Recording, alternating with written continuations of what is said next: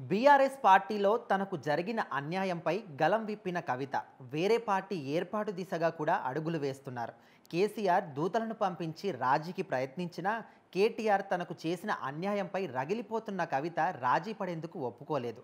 అంతకుముందే కాంగ్రెస్ పార్టీలో చేరేందుకు సంప్రదింపులు జరిపారనే విషయం వెలుగులోకి వచ్చింది.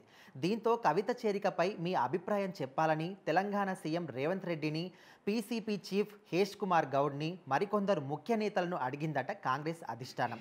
అయితే ప్రస్తుత పరిస్థితిలో కవితను కాంగ్రెస్ పార్టీలో చేర్చుకుంటే వారి కుటుంబ గొడవలకు కారణం ఏంటనే విషయంలో ప్రజలకు తప్పుడు సంకేతాలు వెళ్తాయనే అభిప్రాయాన్ని వ్యక్తం చేశారు రాష్ట్ర కాంగ్రెస్ ముఖ్య నాయకులు. వీరు వ్యక్తం చేసిన అభిప్రాయంతో ఏకీభవించిన అధిష్టానం కవితను చేర్చుకునే విషయంలో పాజిటివ్గా రియాక్ట్ కాలేదు. దీంతో కవిత సొంత పార్టీ ఏర్పాటు పనులను శరవేగం చేశారు. అందులో భాగంగా తమకు పట్టుకున్న సింగరేణి ప్రాంతంపై దృష్టి సారించి ఆ ఏరియాలోని తెలంగాణ జాగృతి సభ్యులతో సింగరేణి జాగృతి ఏర్పాటు చేశారు.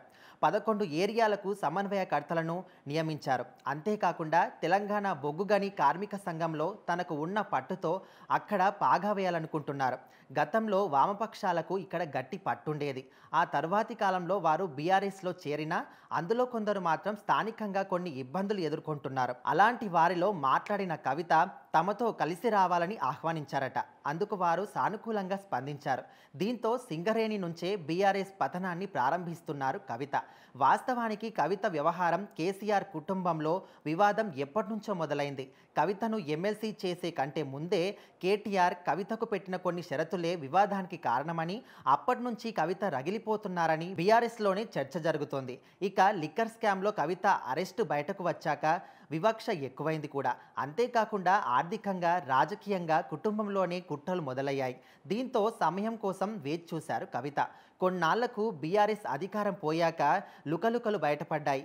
కాళేశ్వరం ప్రాజెక్టులో చేసిన అవినీతి బయటపడింది. ఇక ఈ car race, phone tapping case, Kaleshwaram project అవినీతి కేస్, జీఎస్టీ కుంభకోణం, ఇలా అనేక ఆరోపణలు వచ్చాయి.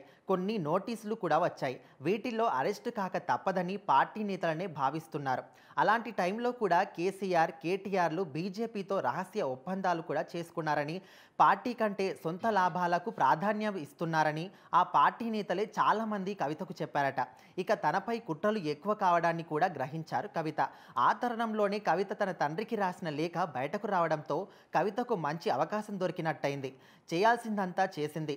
ఒక్క దెబ్బకు బీఆర్ఎస్లో బీటలు వచ్చేలా చేసింది. మొత్తం మీద కవిత నెక్స్ట్ చేయబోయే స్టెప్ ఏంటి, ఆమె సక్సెస్ అవుతుందా లేదా అనేది పక్కన పెడితే బీఆర్ఎస్ పతనం మాత్రం తప్పదని కూడా చెప్తున్నారు.